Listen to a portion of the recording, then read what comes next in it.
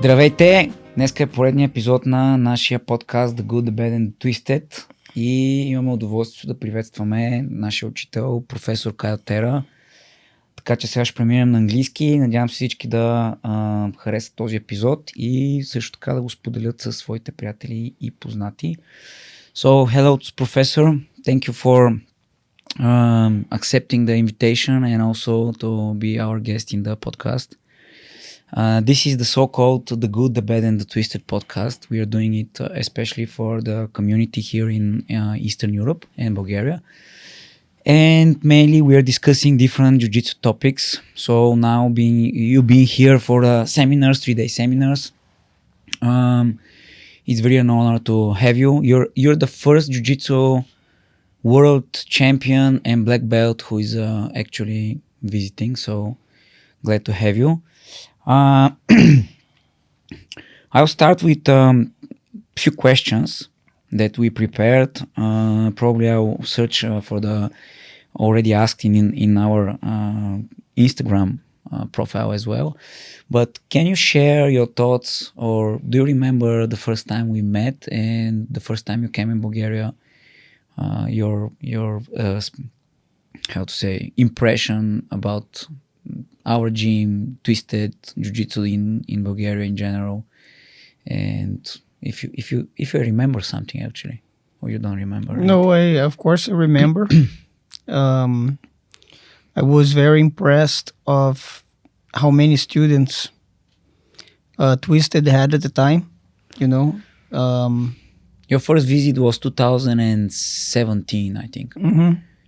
That was the first. Jiu-Jitsu was still very small in most European countries, you know.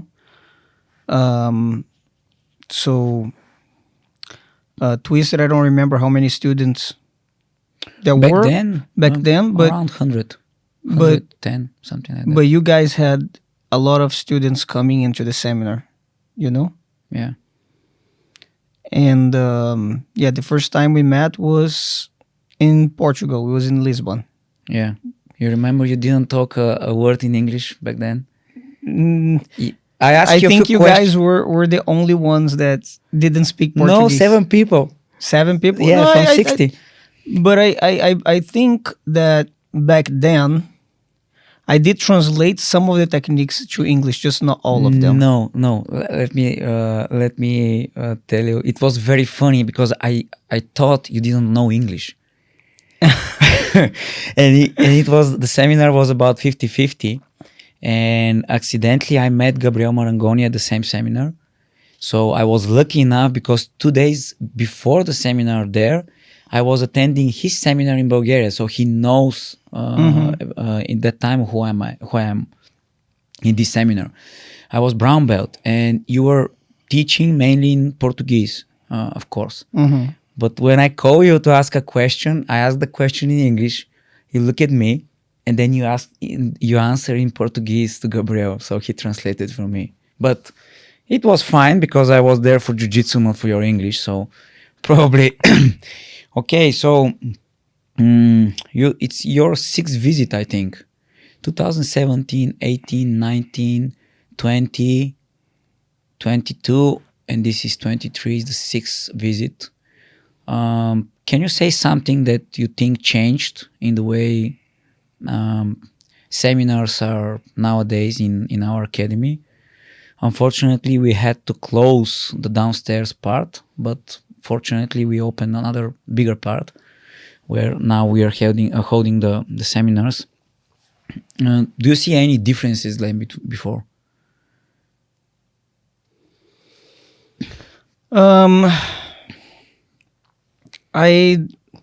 One thing that I see that is very similar, not different, but very similar in Bulgaria, is that it's still very cold, you know. But it's still much better than France. No, it's so cold here. Yeah. The sun comes out and it's still freezing. So I feel that the sun comes out and it's snowing, you know. Yeah, but this is your second time in winter. Usually you're coming in autumn.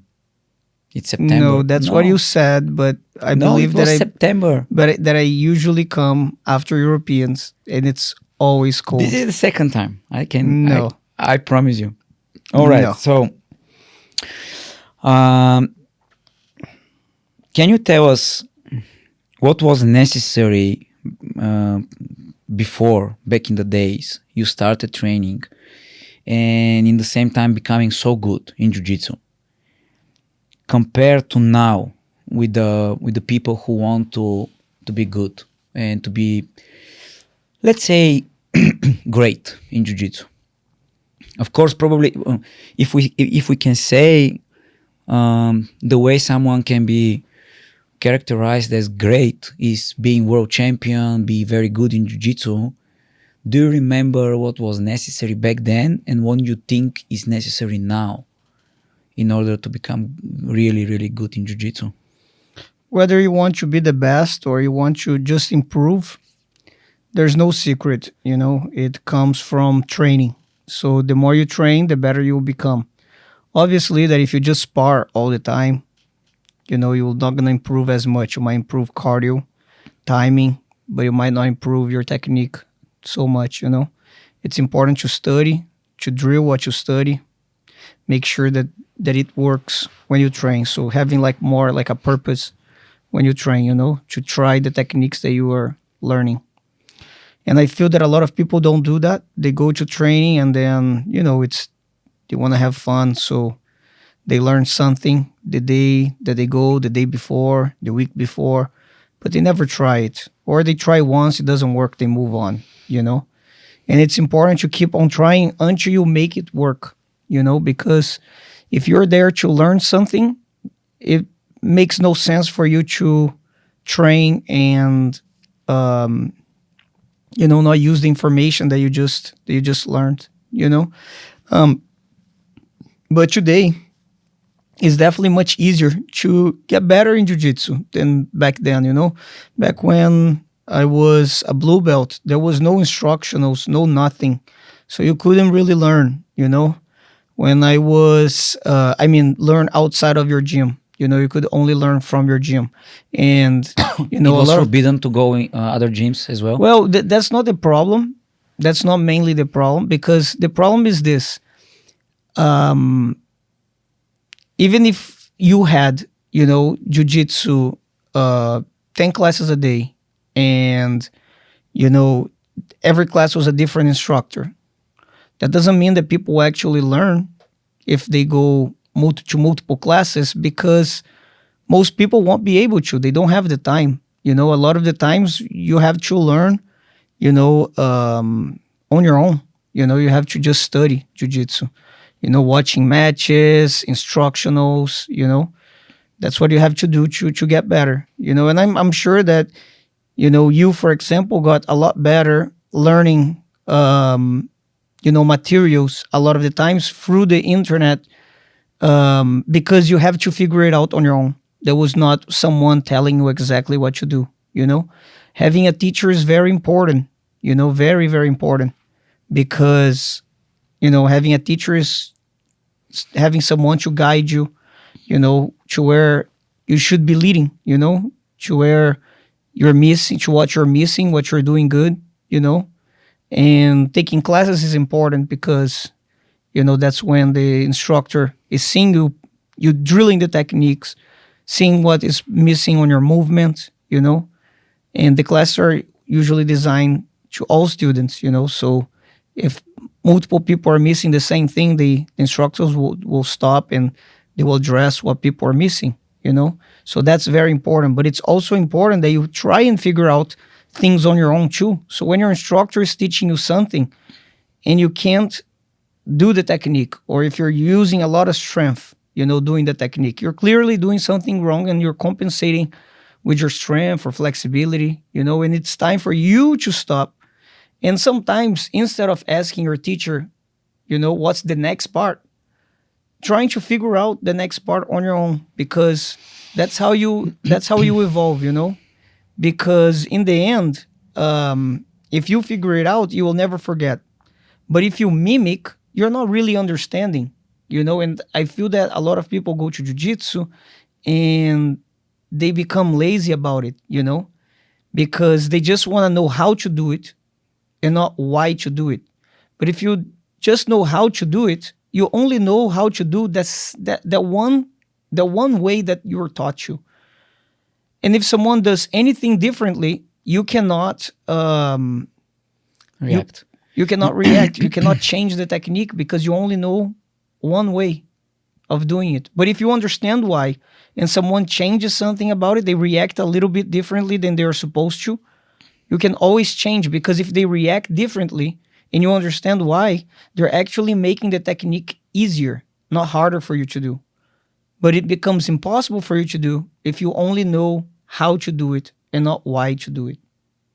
So you believe that people back then have to be more self-discovering techniques and learning by themselves instead of like waiting someone to take care of them. This is a difference, or this is no. It's the opposite. Back then, you only had your instructor to tell you what you do. And now you And have now- many. Now you want to learn how to do an arm lock. You might not even have to go to a gym. You can learn through the internet, multiple instructionals. The problem is that when you learn through the internet, there's a lot of things there are not so good of, not so good of a material, and it may create bad habits for you. And having an instructor is important, instructor that is high level, right? Not just a regular instructor, but usually a high level instructor is important because he can guide you and point you. Oh no, don't listen to this. Listen to this. He can guide you to what material you can study, and he can create a base of your jiu-jitsu where you can understand jiu-jitsu better and learn through instructionals, because it's merely impossible to learn and really understand jiu-jitsu if you never did jiu-jitsu at an academy. You have to have, some fundamentals in order for you to be able to recognize things and understand why you do them.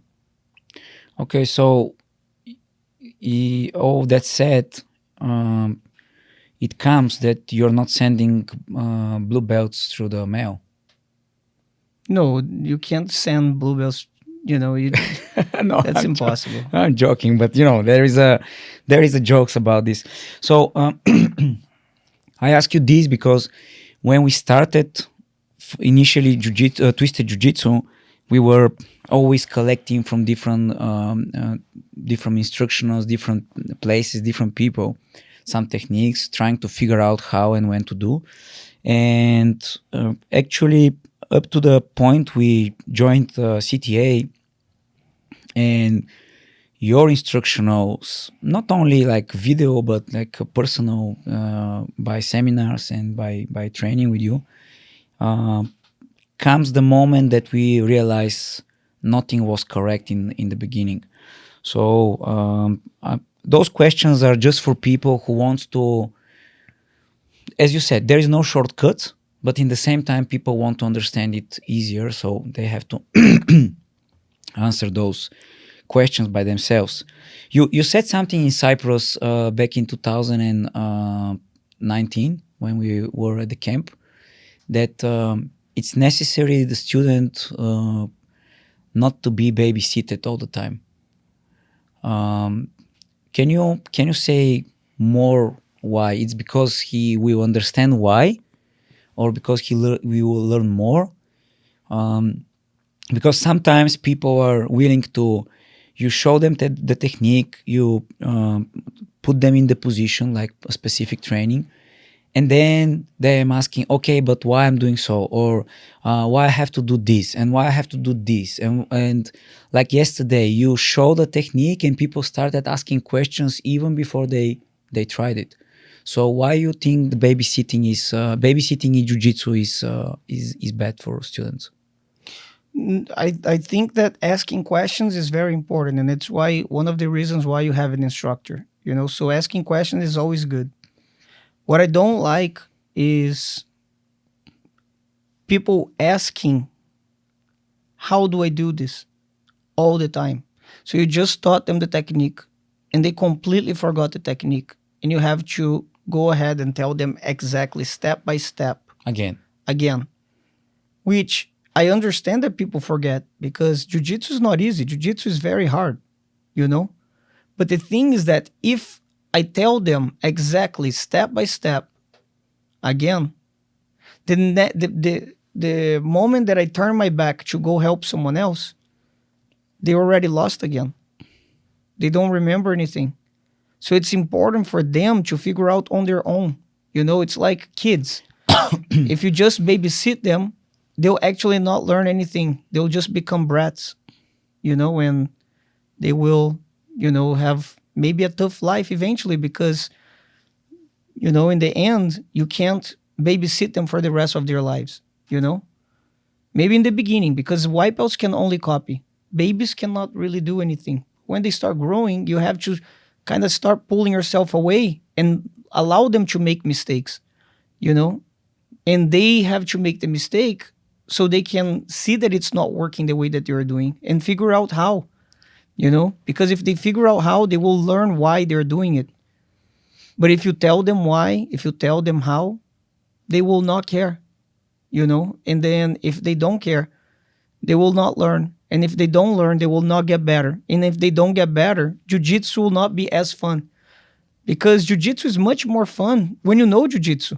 When you're just getting beat up every single day, it's just fun in the beginning because you don't understand how someone can do that to you. Yeah. But after a while, after 1 year of just being beat up all the time, two things can happen. One is you quit the gym because you're like, why am I paying for this? Why am I paying to get beat up all the time? You know? Yeah, by someone who And- looks weak. And the second thing is you're like, you know what? I'm tired of this. I just lose all the time. It's time for me to make a change and really try learning jiu-jitsu because the way that I was doing is not working. And those will get better, you know?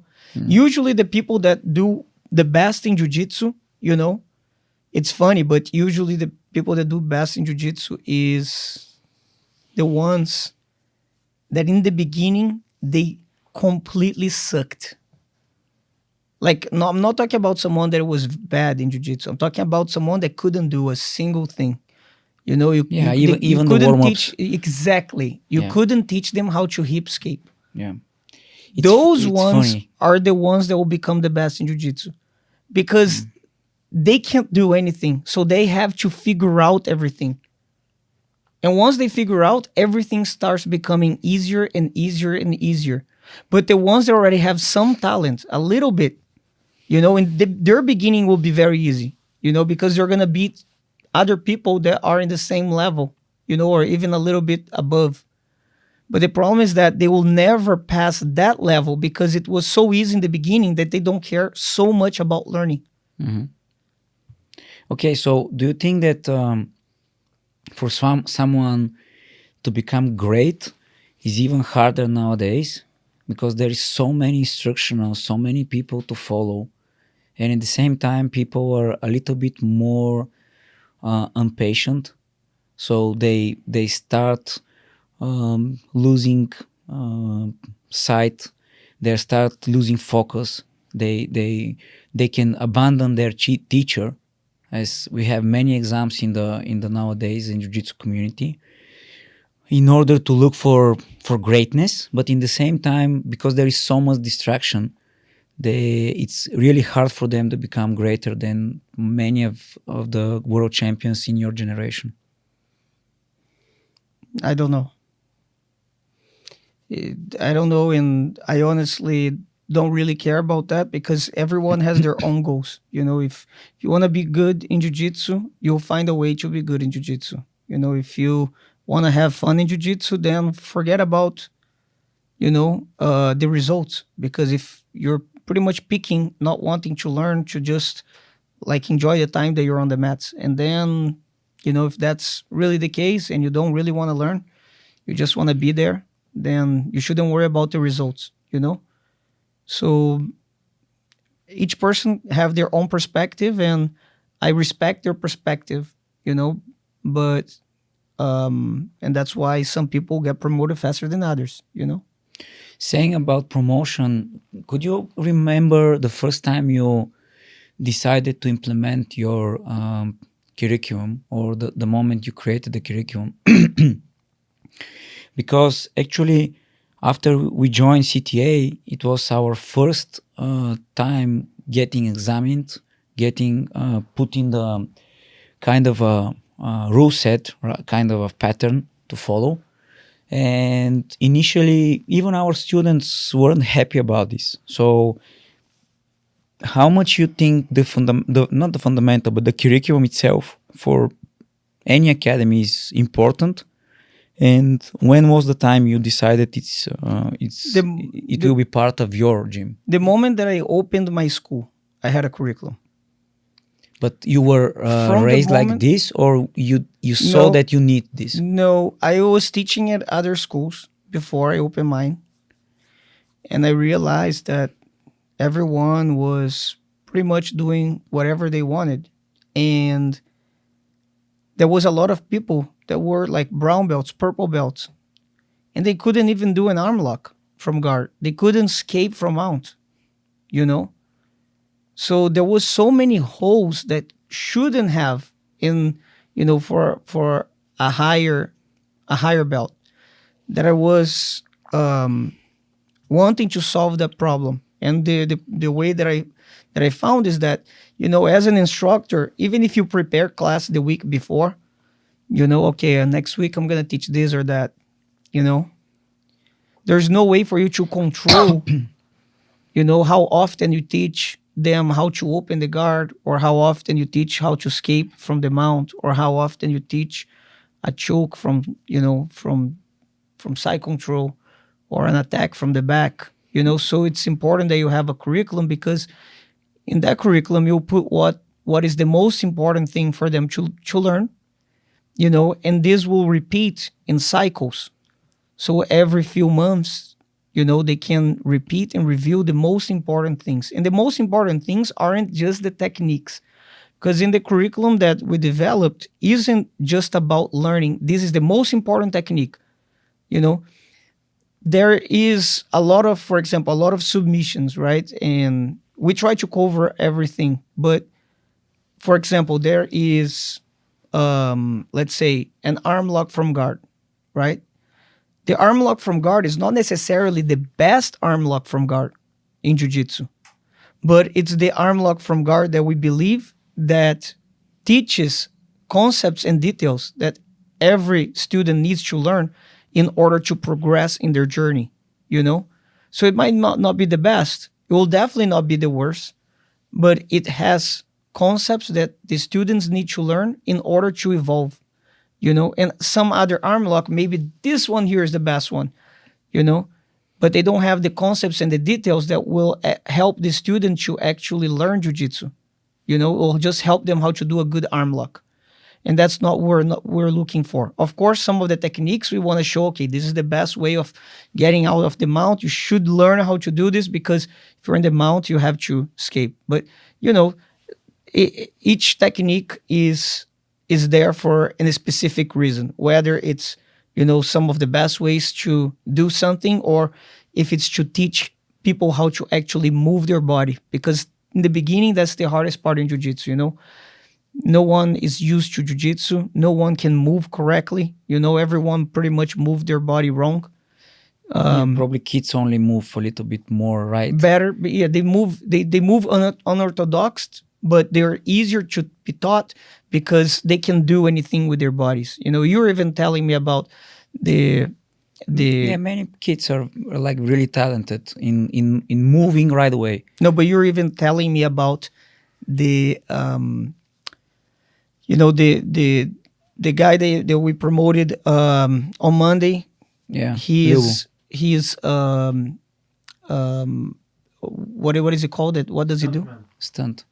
He's a stuntman, but what did he do like before? Circus. He did circus, but gymnastics. Yes, they did gymnastics.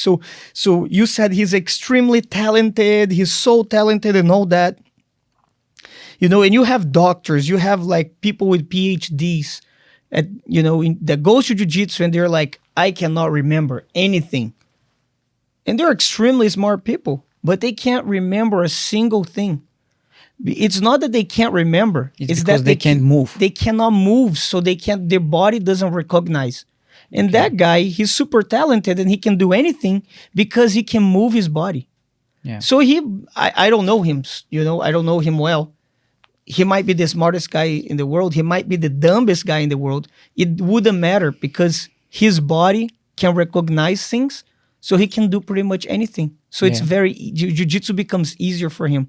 But the thing is that jiu-jitsu will teach you how to move correctly. A lot of times in gymnastics, you're going to learn how to move your body in every single way, not necessarily the correct way, And that's one of the reasons why I believe jiu-jitsu is so important for adults. Because kids, in the beginning, they can all move correctly, They not correctly, but they can all move any way they want. But adults, after a while, they are, from like standing up and sitting down, they're always used to that one way of living. And sometimes that way is not actually very healthy for them.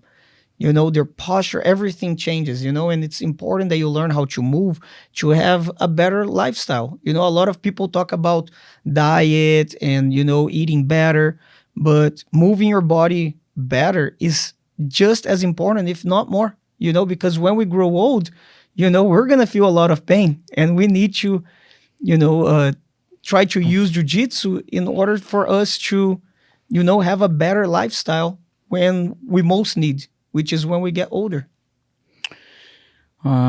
So just shortly,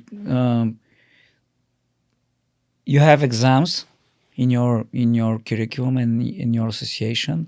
Do you think that exams are important for students, and why? The reason why people should be tested on what they know is that it forces them to study. If I was just basing out of, like performance, some people would pass on athleticism, but that doesn't mean that he's a better teacher than the other person, Someone that has no athleticism should be able to, sometimes guide others even better than someone that, can pretty much beat everyone. Mm-hmm. Because they have sometimes more knowledge. They just can't apply it very well because they're missing, some of, some part of the game, which like athleticism does count, when, especially in the lower belts, in the lower belts, athleticism counts a lot. Size, athleticism counts a lot in the lower belts. So you think the exam is actually helping this faster to the person to recognize the moves? Well, it especially in the beginning, it forces them to learn jiu-jitsu, in the beginning especially, right? Because in the beginning, most people just care about coming to the gym and beating each other up. But forcing them to actually learn jiu-jitsu, that will help them tremendously because, once you learn a little bit of jiu-jitsu, it becomes easier for you to understand the rest. But, if not, what happens is that, everyone struggles. And now the class slows down for everyone. But with the curriculum, with testing, it kind of forces people to know what they're learning. And then what happens is that the instructor has an easier time in class and can teach better the classes because all the students can help each other because they know what's coming. They had to study for that. So I can pair up, a white belt with another white belt and they can do the techniques okay, even though the techniques sometimes are hard because they know what they're supposed to know. But if they just show up and there's no test and, they will not study. And if they don't study, they will struggle. And now the whole class will slow down, because you're going to have to pay more attention on these people and in the other people they're struggling. And maybe the whole class is struggling. And then it will become much harder for everyone to learn jiu-jitsu. And this is one of the reasons why Twisted also have, you asked me in the beginning, what was the difference between the first time that I came and now each time that I come, it becomes easier to teach, you know? Yeah, I can say so. Because the students are getting better faster now, you know, and in a few years from now, it will be extremely easy to teach. I'll be able to teach extremely hard content for, you know, for the lower belts, and they'll still get it because the level, you know, they're raising the level from the beginning, you know. And back then, it was only the highest belts that could learn the content. Yeah, it's what can I say from after starting teaching the curriculum of CTA and examining people, even that the whole community in Bulgaria was against it, and even nowadays we are, you know, pointed as bad guys doing so on their students. But what can I say is that in the previous years, mostly the achievements and the success we had in tournaments was by the higher belts, everyone who was experienced. Like, of course, we didn't have so much core belts, but imagine in a country where the whole jiu-jitsu community is around 200 people, we are having like 10 blue belts and a few purple, and they're winning everything because most of the other guys who they're competing with are white belts or not so experienced. And after we implemented the curriculum and examination, for the last 3 years, mainly the tournaments which we are champions, like a team champion, are won by the white and blue belts. And the lower blue belts, I mean the freshly new promoted blue belts, because their jiu-jitsu is much better than even my jiu-jitsu wasn't so structured, you know. So I'm asking those questions just to validate the thoughts we had in order to people hear it directly from you. It also becomes really easy for you to coach, you know, because imagine having 400 this as students, well. 300 students, you know, at the gym. And everyone has their own game. Because everyone will have a little bit of their game and you'll know a little bit. But then they go to the mount, they go to the close guard. That's not their game. You have no idea what they do. How do you coach them? But with a curriculum, you know, enforcing them to learn the curriculum, you can coach no matter who it is because they all play something similar. They'll all be playing a part of the curriculum. So because of that, it becomes easier to coach them at the tournaments, easier to coach them at the gym, and they will progress faster, you know. But if they all had, you know, a completely different game from every position, there would be no way that you would be able to actually guide them, you know, because you wouldn't remember everything you taught them. You know, there it's are impossible. over 10,000 techniques in jiu-jitsu. And there is sometimes that you're not able to train with someone, so you don't know actually in any of his game. It could be half guard on the left side, it could be close guard or open guard, so it's really hard. Okay, so what's the mindset of the great champion? You can talk about your mindset during the days back then when you were more actively competing, but what you think is must be the mindset of the great champion, of the great competitor. Well, the thing is that back then, at least for me, and I know for other champions as well, you know, I know multiple other champions that had the same mindset, is that we'll train more than anyone. You know, our goal was to like, okay, if I'm training this much, I deserve to win. If I'm training this much, I will win for sure because no one is training this much. So quantity over quality? You know, the problem is that over the years, you know, soccer was the same thing. You know, back in the day, soccer, everyone started like running for 1 hour, you know, around the field. So everyone started, you know, every team was running an hour around the field every day. Really? And then they would start practice. But it doesn't make any sense because you're actually not running in the same pace in a soccer game. And so is in jiu-jitsu, you know. No matter how much you train a day, you only have like 5 matches. So why are you training that much if you're only having 5 matches? The most important is to drill and study.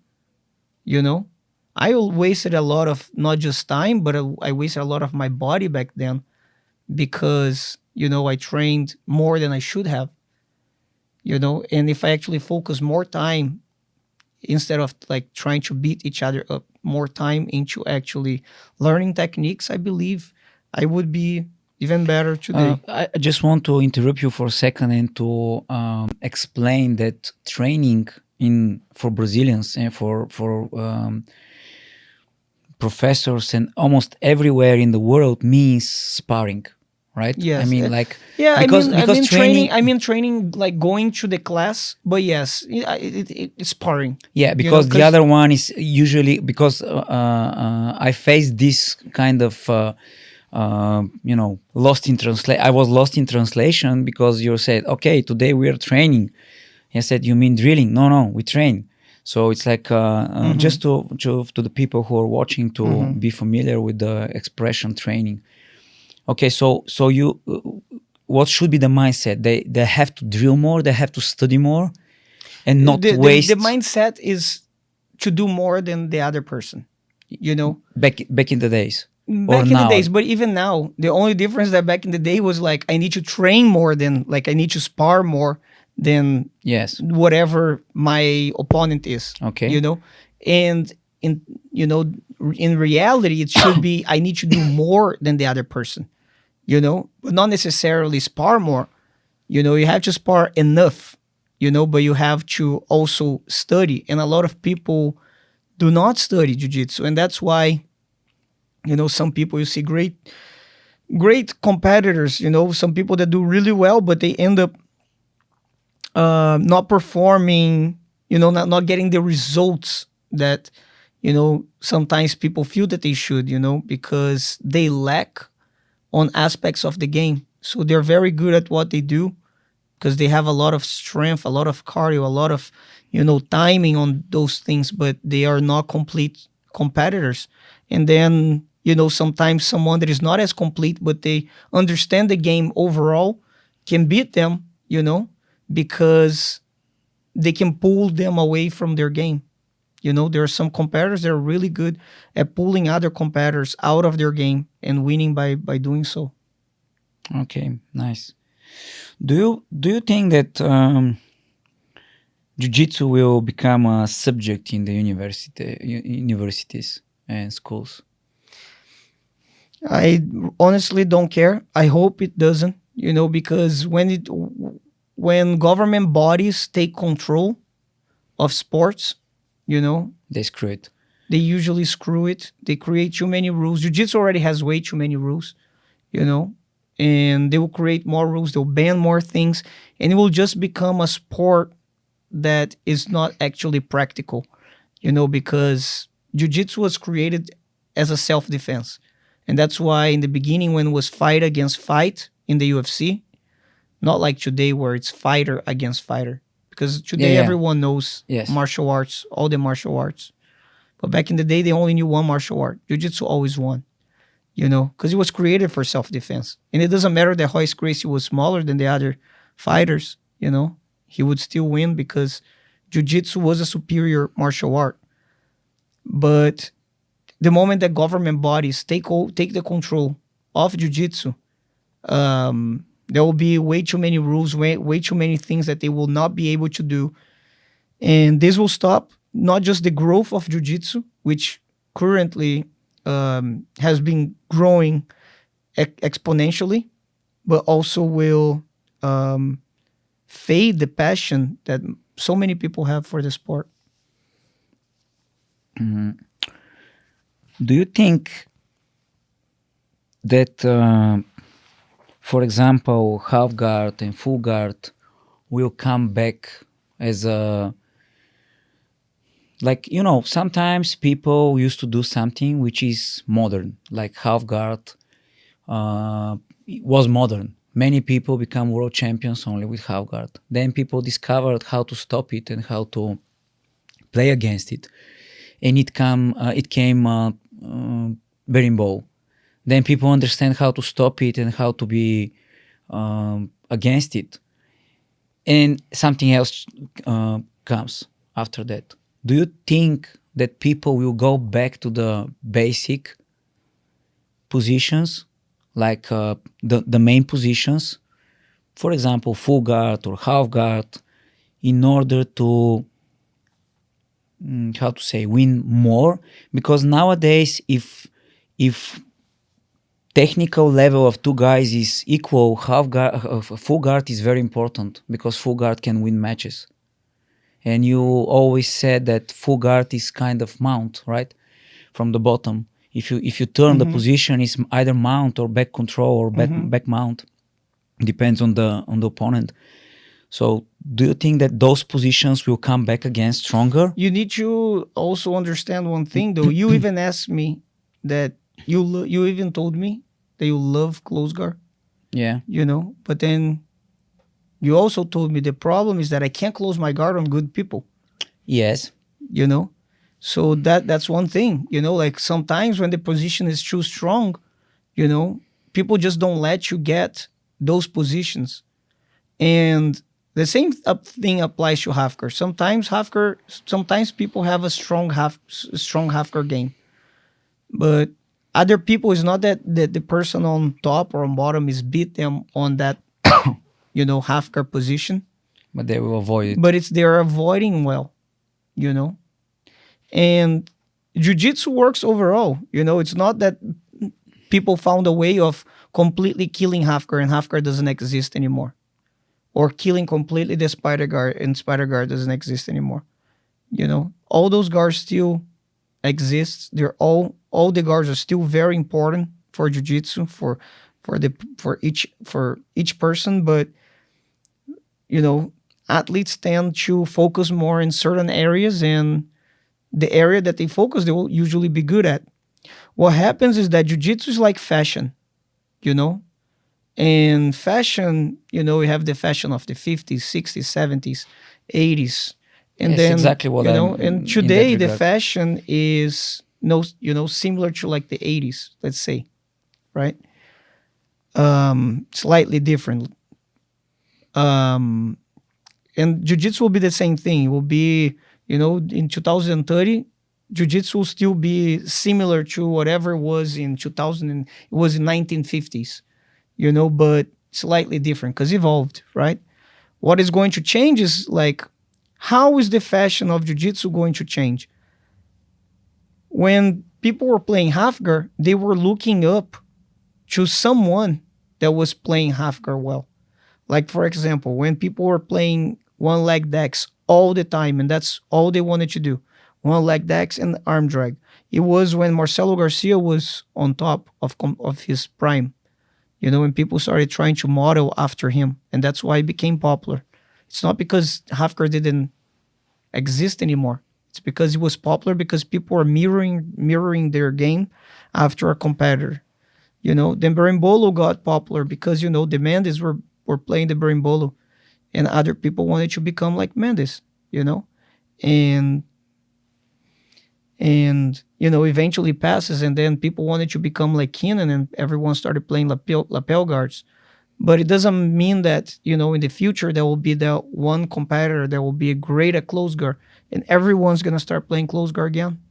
Or there is great at half guard, and everyone's going to start playing half guard again. It depends on who is going to be the next star, Okay. Yeah, it makes sense, of course, but it's really important, the word you said, that guard, and actually the position itself is evolving. So there's some new tricks or some new ways to play it. You've been doing a lot of new, back in the days, positions, and then in the same time very unfamiliar for many people. For instance, reverse de ojiva or underhook de ojiva. But not so many people are connecting those positions and those techniques with you. And in the same time, you were doing berimbolos as well. I mean, not only Mendes, just Mendes were doing it constantly, and they were winning many titles in the lower belts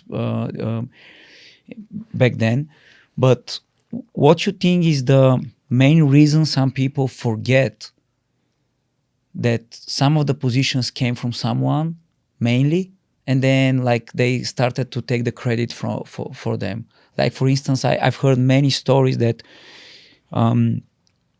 the underhook de la Riva was played by many guys back in the days, but I've never seen such footage. I've seen only footage with you playing it, when nobody knows what was that.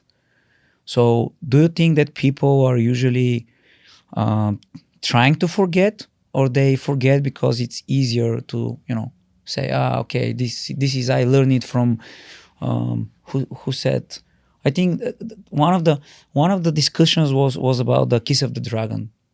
The Kiss of the Dragon from Reverse de la Riva. So many people are saying this is the position created by Ramon Lemos or by Andre Galvao or by another guys. So why they change so much? Why they care so much who created the position? I don't think they say that it was created by them. Okay, but they just say that they were playing it before, but they don't know when they were playing. They don't have footage of them playing. They just say that they were playing. So, but the thing is that I don't think it bothers me, and I don't think I truly care, because in the end, there's nothing I can do.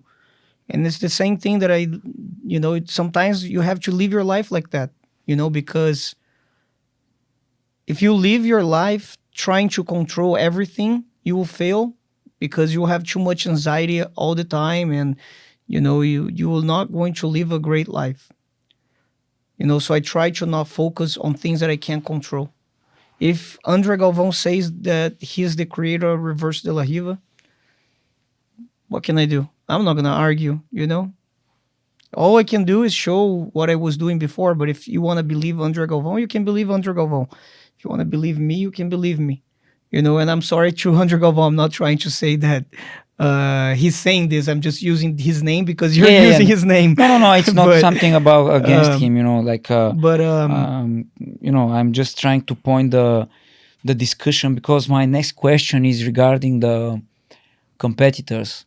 I have a few more questions, shorter ones, because competitors are different animal, right? And you've said it many times that being a competitor is, sometimes people who are competitors are not appreciative, or how to say, thankful, because you have to be by your own, right? I mean, you have to fight for your own dreams. So how you think is what you think is the best environment to grow champions or to grow competitors? Or do you think that there is a perfect environment for this? First off, because usually competitors are becoming not appreciative during the years. No competitors are. No competitors can even be appreciative, because in order for you to be competitive, you need to want to be the best. And if you're trying to be the best, you're trying to be better than everyone. And if you're trying to be better than everyone, it's because you're selfish. So I am not trying to create competitors. That's not my goal. Absolutely not. But if someone wants to be a competitor, then I can provide help with that. Because competitor and champion, right? We put them in the same category, or no? Definitely not. Because some people wants to pretend that they're competitors, but they're not.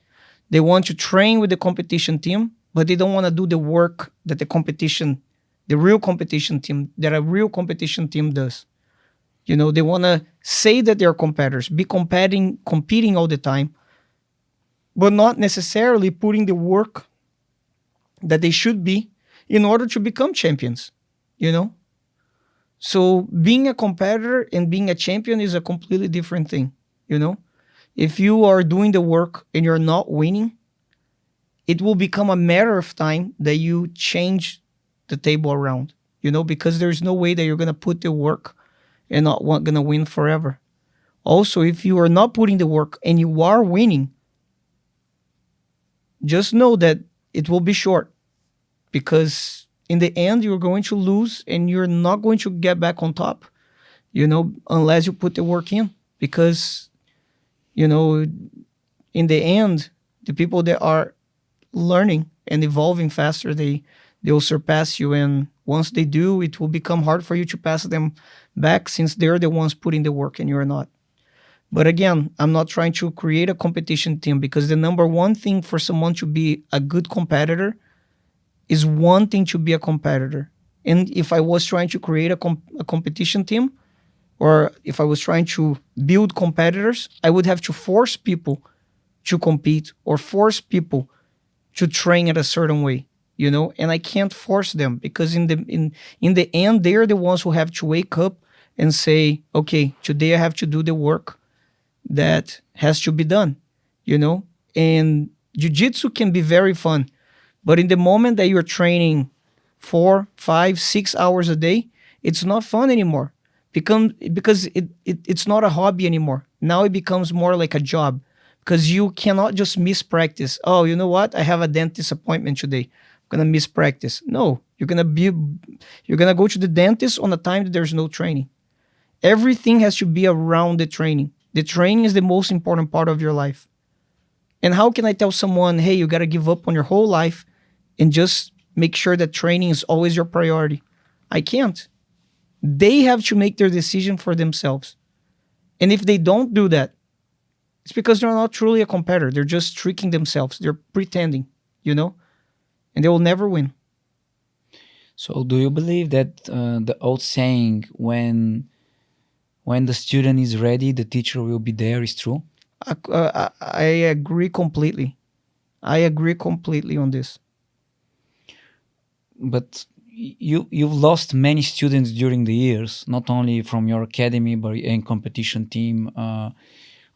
Do you think that they weren't ready in order for to lose you, like as a teacher? No, some of them left. Most of them left, you know, not because they weren't putting the work in, or, you know, some of them, of course, weren't putting as much work as I wanted.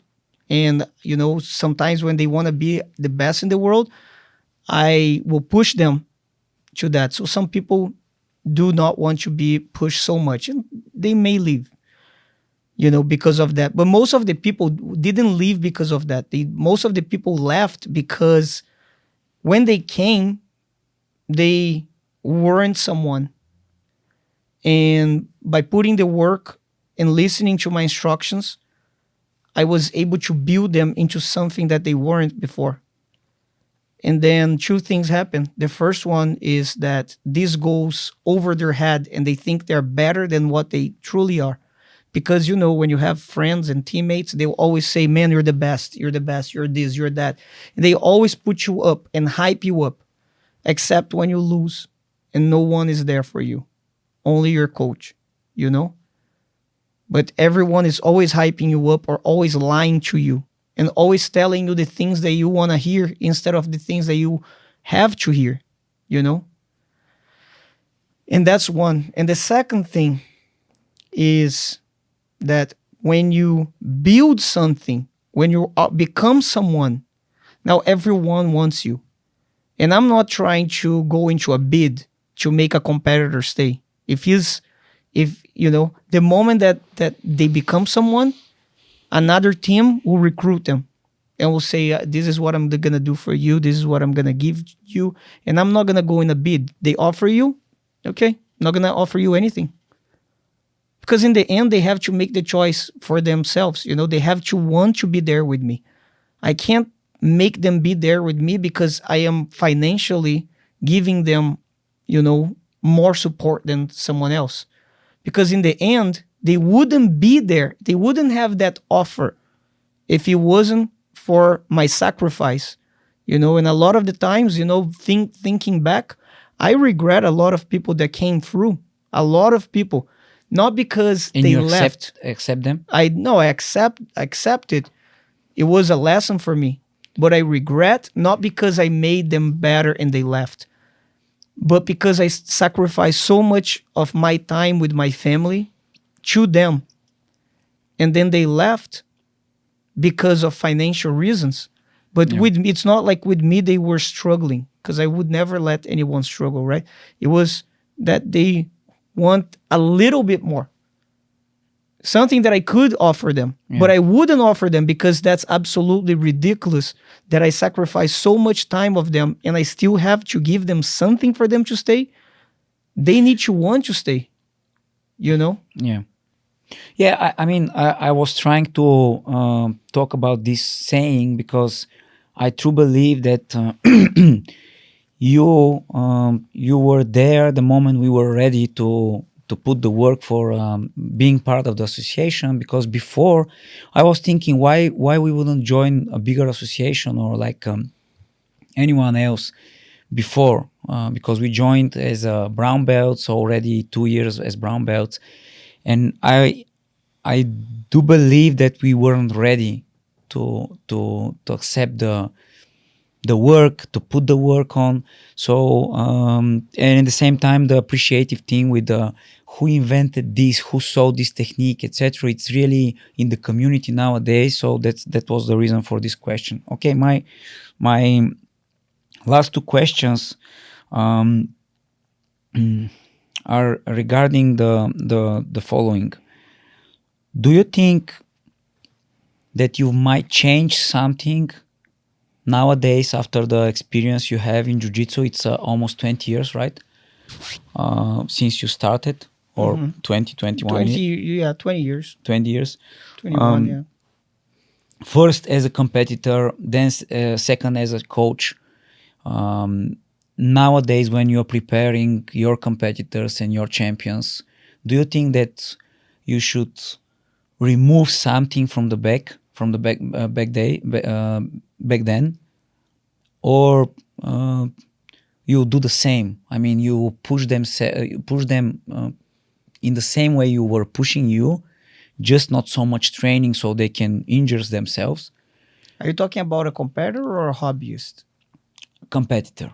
Yeah, because hobbyist, I know from you that you want people to love jiu-jitsu and to do... Exactly. So I don't want them to... a hobbyist shouldn't even train 5 times a week. Yeah, 2-3 times for 2-3 fun, times for is perfect. Yes, good exactly. physical Exactly. And a shape. competitor is exactly what I told you. Like sometimes I feel that they're not doing enough. But, if they're truly not doing enough at all, then I'll talk to them. But, sometimes, for example, I have Mason. Mason, he doesn't work, he doesn't put the time as much as I would, as I was putting when I was in his position. I was putting a lot more time than Mason. But not necessarily that the Mason is wrong. Over the years, I started seeing that, like I said before, that... yeah, but he has you. No, but over the years, I've been seeing that you don't have to train your body so much. You have to train your mind sometimes more than your body, and I feel that, although he's not doing the same as I was doing back in the day, he's doing enough where he's staying healthy and still evolving, and sometimes I overdid it, and I overtrained way too many times, and I hurt my body way too many times because I overdid it. So I think that, it became more of a lesson than actually trying to have them do exactly what I did. Because I didn't do everything correct. I did a lot of things wrong, in order to understand how to do it correct. Yes, and now I see that there are better ways of doing it, what I did before. You change your approach by coaching champions and competitors during the time? Well, not just that, I was, getting old is a part of it, getting older is a part of it. Understanding people in general is also a part of it, because not everyone is the same, and and also not everyone is ready to put or do the same things that you did. You know, some people will try to do even more than I did before. You know, and sometimes I have to slow them down. You know. Okay. And I think my last question, because I don't want to waste the time, and also we have to prepare for the next seminar. It's all about everyone. It's not about competitors mainly. What you think is the best way to handle the periods that someone is not so motivated to train, but in the same time he loves jiu-jitsu or thinks that he loves it? What you think is the best approach in that, when you're not so motivated, when you feel either bored? We can say you're in the plateau, but it doesn't mean to be like a cliche. Everyone will think in their jiu-jitsu journey that at some point they are in a plateau, that they are not evolving. And the main reason of that is because they are training always with the same people. So everyone is evolving, but they can't see, because when you're evolving less than 1% a day, you don't see the result right away. You can compare yourself through videotape, 2 years ago and now, and then you will see a big change. But you can't, especially higher belts. But a month before, you're not going to see any change, because the change is so small that you won't see that much, But when they burn themselves out, when they're burnt out of jiu-jitsu or burnt out of anything, there's only one solution. Take a small break. Not saying like take a year break. Take a couple weeks. Don't come to class for 10 days. Go on vacation. That's the whole reason why jobs offer vacation time. Because if there was no vacation time, people just burnt out. Sorry, people do burnt out of their jobs. They go on vacations and then they figure out, wait, I need to go back to work. I can't be doing this forever, Yeah. And then they come back to work and they work better, And then they burnt out again and then they go on vacation again. And that's totally okay, You burn out a little bit from jiu-jitsu, take a week off, Try to stop thinking about jiu-jitsu. And I bet that a week later, you're going to be like, shoot, I miss jiu-jitsu so much. Can't wait to go to the next class. I can say something I do remember for the first time I met you. Probably, I don't remember so many of the techniques. I remember 3 of the techniques from the seminar 50-50. But I do remember the thing you said, and probably we can finish with it, that you don't know anyone who quits on jiu-jitsu and after that is happy about it in his life. And it was very powerful for me, like a message, because to be honest, I do believe the same. Someone who starts, or for example, reach blue belt, because blue belt is approximately 1.5 to 2 years. You reach blue belt and then you stop. And you said in the seminar, I don't know a person who stops because of this, like said, I don't like it anymore, and then don't regret it. Mm-hmm. So as you said, after 1 week, we will be watching jiu-jitsu probably, if you do believe. The whole problem, is that, and very well, there's a lot of people that has quit Twisted and other jiu-jitsu academies, right, through the world, often. People quit often jiu-jitsu, right? And they meet you at the supermarket or at that store. And the first thing they say, hey, remember me 4 years ago? You should train at your gym? And, oh, yeah, I remember. Man, I regret so much. I really want to come back. I'm going to make it back one of these Usually days. People are trying to skip me. I mean, they're like kind of, embarrassed about themselves. But the thing is that they want to come back, but they don't come back because now it's going to be harder. Because they feel it's going to be much harder. Or they feel that you're expecting them to be at the level that when they quit. And that's not the case. That's not the case. You're not expecting them to be good again. You're not expecting them to be in shape. You have no expectations. The only expectations that you have is that they come back and that jiu-jitsu do what it's supposed to do, which is change their life, for the better. That's the only expectation that you have. And now that they quit and found that jiu-jitsu is truly important for them, that hopefully they won't quit again, because otherwise they're just going to keep on regretting. But instead, most people are like, this is going to be so hard. I don't want to come back because it's going to be embarrassing, this and that.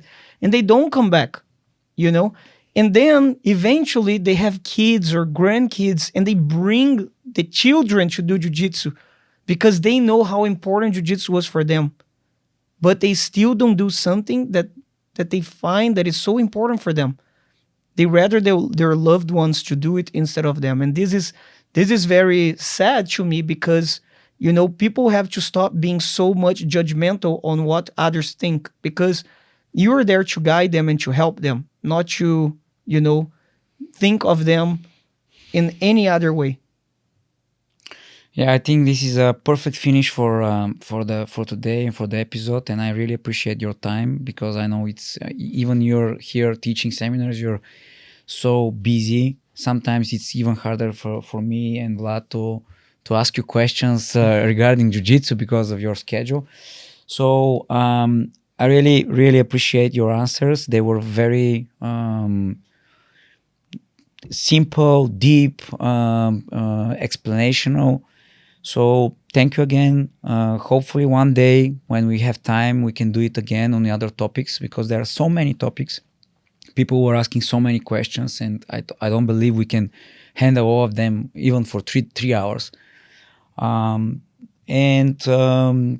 Looking forward to your next visit. You're looking forward to the success of the team. And yeah, that's it. So guys, thank you for watching. Thank you for spending the time with us. Don't forget that having a jiu-jitsu is good. You can try whatever you want. You can sign for either our school or any other schools in the country or in the city, just to try to see if it's for you, if it's not, and keep learning and practice this really amazing martial arts. So thank you once again, Professor. That was a Caio Terra, 12 times world champion and the teacher of our academy, Twisted Jiu Jitsu. And see you next time. Us.